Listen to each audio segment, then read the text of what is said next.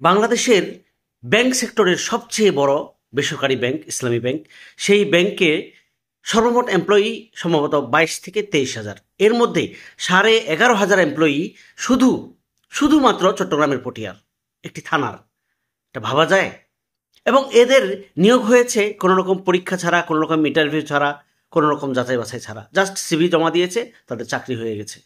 মানে অরাজকতা কাকে বলে একবার ভেবে দেখেন। সম্প্রতি বাংলাদেশ ব্যাংকের সিদ্ধান্ত অনুযায়ী এই ইসলামী ব্যাংক 9,500 এমপ্লয়ির পরীক্ষা নেবে। অনেকেই জালিয়াতি করে নিয়োগ নিয়েছেন, অনেকেই সনদ জালিয়াতি করেছেন। এইগুলো যাচাই বাছাই করে তাদেরকে কিভাবে বৈধ করা যায় সেই বিষয়টা চিন্তা করতেছে ইসলামী ব্যাংক। তবে যারা জালিয়াতির মাধ্যমে এই ব্যাংকে নিয়োগ প্রাপ্ত হয়েছেন তাদের সম্ভবত চাকরি থাকবে না, এটাই মনে করা হয়।